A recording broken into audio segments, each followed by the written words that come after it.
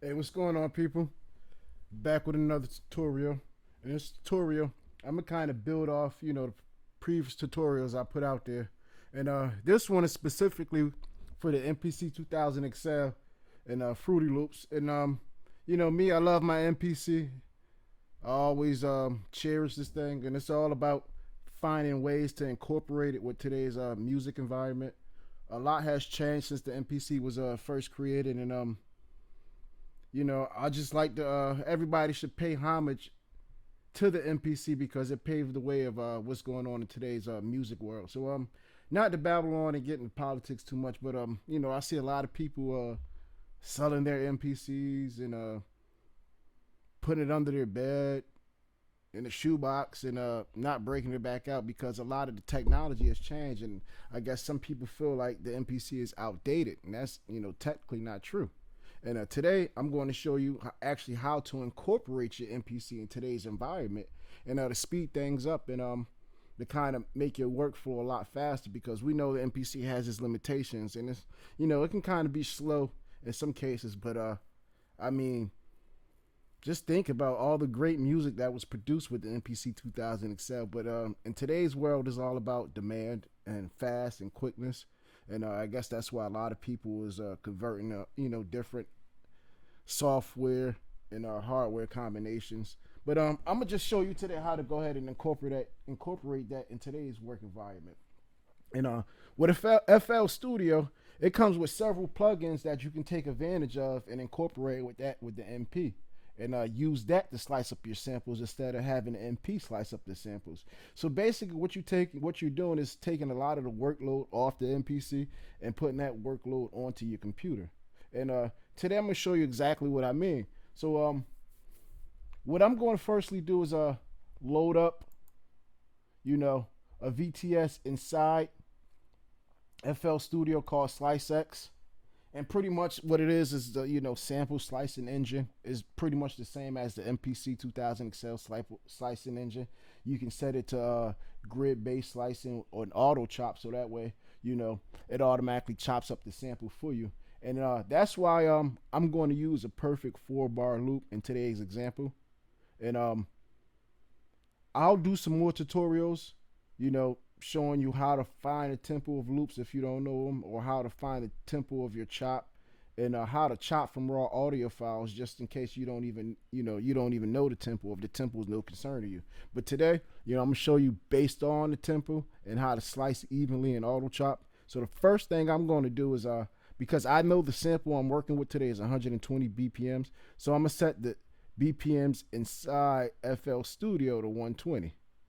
And then I'm gonna go down to SliceX and I'm gonna load up my sample by clicking on this disc. Now I can either go to load sample and search my computer for a sample, but in this case, I already know the sample I'm gonna be using because I used it previously, and I know the tempo of the sample and is in my history. So I'm gonna go ahead and go down here and just load up the sample. And as you can see, Fruity Loops, or FL Studio I should say, quickly loads the sample. And that's the advantage of having your computer do the work versus the MP, because the MP does have some limitations on how quickly it operates.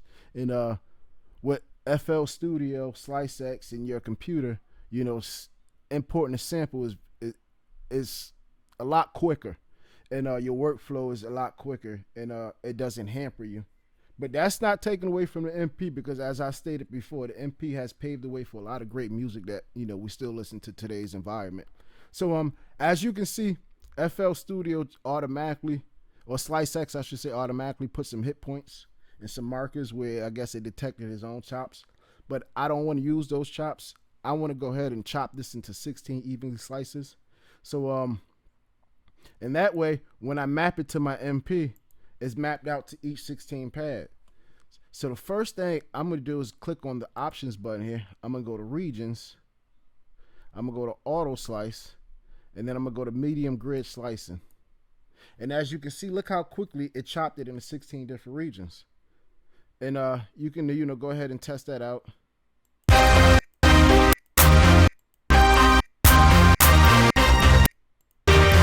And as you can see, I have 16 individual slices based upon the sample that I loaded. And I'll just go ahead and click play on the sample just so you know what the sample actually sounds like.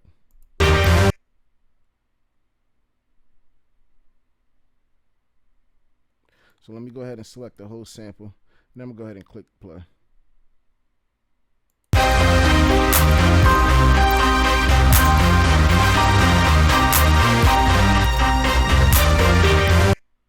And that's just the loop I picked off my computer from one of the beats me and my team, produced, and it's currently in production right now. So that'll be out soon, available for purchase if anybody's looking to, purchase that particular sample or that particular beat, I should say. So getting back into it, as you can see now, I have 16 slices across, the board across my sample. But now what I want to do is I want to assign these 16 slices to the pad in my MPC. So what I'm going to do is click back on the options button. I'm going to go to regions, and then I'm going to go assign all to MPC pads.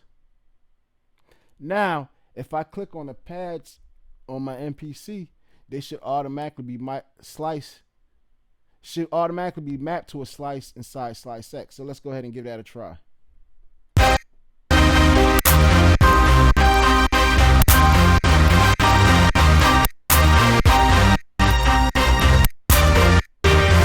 And that's exactly what we want. We want the slices mapped out to the pads in the MPC. But I'm going to just go ahead and go a little step further. And there's a couple things that I like to do. And I like to go ahead and go to Tools. And I'm going to go ahead and perfect all regions. And what that does for me is it takes out any clicks, any pops that might be in the sample if it wasn't chopped exactly how it should be. And it helps improve the quality of the sample.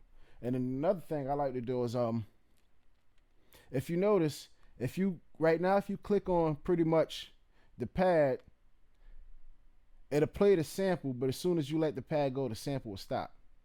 And just go ahead and you'll see what I'm talking about. Go ahead and hit the sample.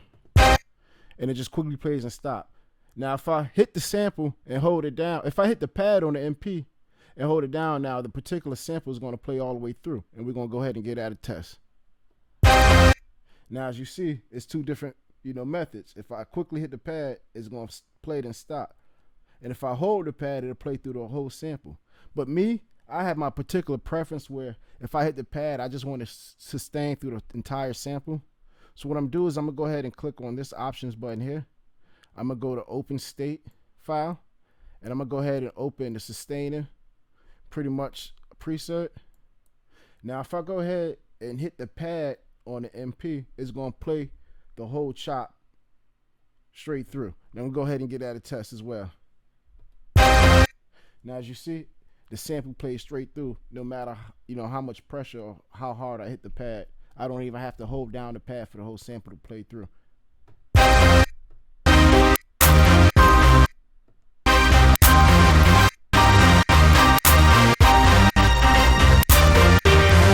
Now if you notice as well, the samples right now are playing on top of each other, meaning that they're pretty much in poly mode, but I don't want that.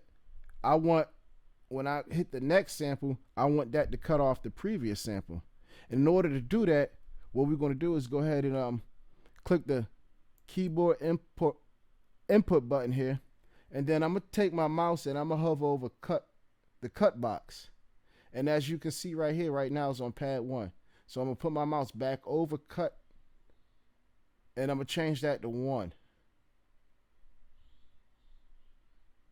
And then same thing with pad 2. Same thing with pad 2. I'm going to change that to cut 1. Now I'm going to just hit all the pads in the MPC one by one, meaning 1 through 16, and I'm going to change all the cuts to 1. Now let's go ahead and quickly do that.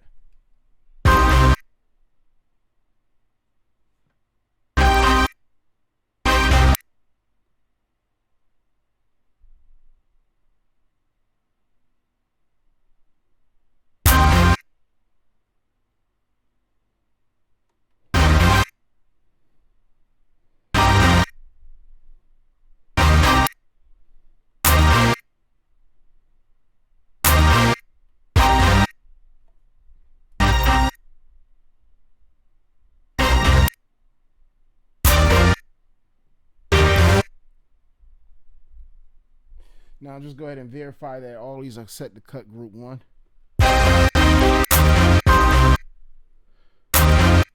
I missed one here, pad 3. Make sure that's on 1.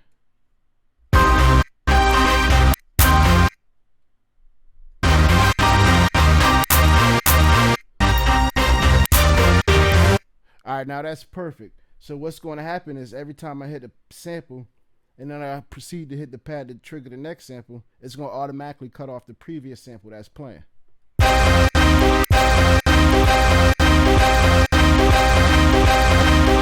And that's exactly how the MPC is set up. So that's pretty much how you go ahead and get your MPC style chops inside SliceX with FL Studio. And that's pretty much how I incorporate the MP in today's work environment, so that way, you know, I can go ahead and just do a quick cook up and do my thing.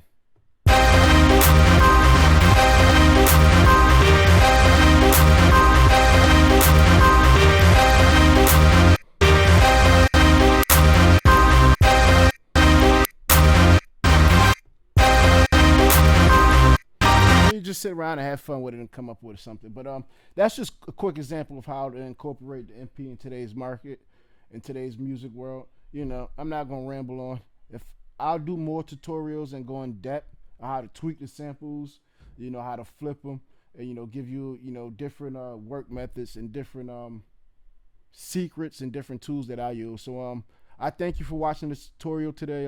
If you like it, comment below, subscribe, share it. And you know, just give me your overall feedback. If you find better ways of doing things, just, you know, share that information as well. So I thank you today, and you know, until next time.